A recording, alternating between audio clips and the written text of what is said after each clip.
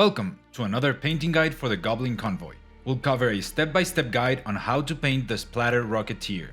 Alright, let's dive right in and start with the basics. We're going to coat our little Goblin's rocket ride with a sleek layer of black primer. Think of it as getting it ready for its big explosive moment. Next up, it's time to break out the airbrush and lay down a nice even coat of matte brown all over. This isn't just any color, it's the foundation from which our goblins during escape will emerge. If you don't have an airbrush, don't worry.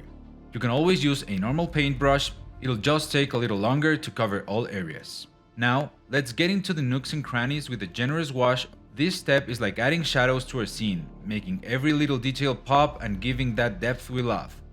By using the wash this early, we can get all the cavities darkened and later on we'll clean all the other surfaces and make it look really nice. Alright, let's tackle the dry brush technique head on.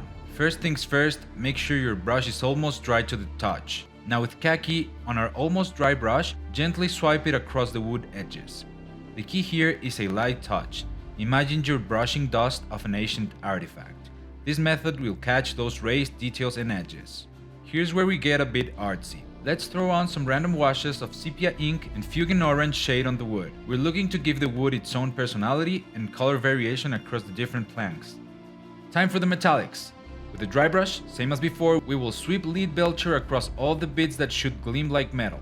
This technique gives us that cool, worn look, as if our rocket has seen better days before today's adventure.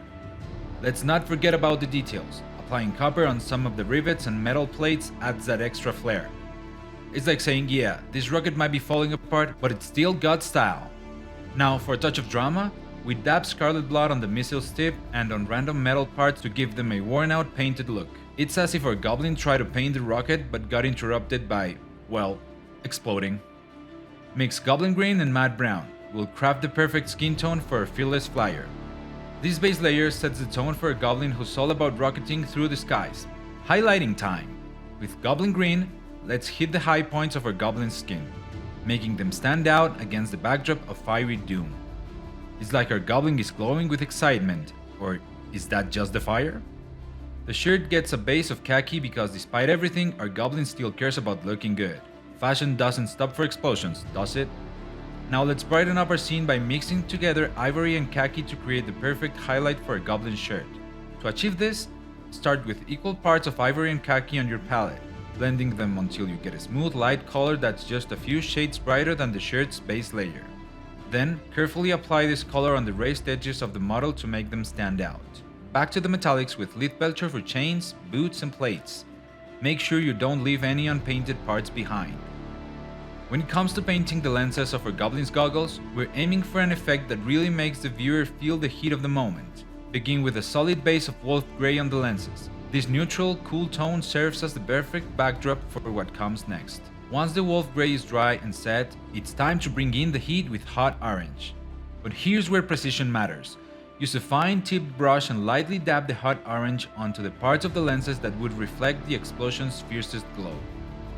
The goal is to simulate the light and fire dancing in the goblin's eyes, capturing that wild, untamed energy of the blast. You want to place these orange highlights strategically, perhaps on one side of each lens to suggest the direction of the light source. Now, to capture the essence of the explosion, we're going to layer hot orange over the flat yellow base we've already laid down. The idea here is to use dry brushing to blend these colors, creating a vibrant, dynamic explosion that looks like it's lighting up the sky. First, ensure your brush is just damp with paint. You want very little paint on the brush to achieve that perfect dry brush effect. Then, with light, sweeping strokes, apply the hot orange over the yellow.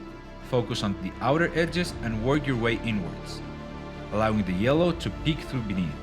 This technique gives us that gradient look, where the center of the explosion is so hot and bright that it's yellow, fading out to the fiery orange that signifies the spread of the blast. Continuing with the theme, we add more heat with Scarlet blood, layering the colors to mimic the intensity of the explosion. Finally, we will apply burnt red with a dry brush on the highest areas of that smoky, burnt effect. It's like our explosion is slowly fading into the night, leaving behind our crazy goblin in its wake. And there you have it! A step-by-step guide to bringing to life a goblin in the middle of a spectacularly explosive moment. Remember, it's all about having fun and letting your creativity fly, just like our goblin here.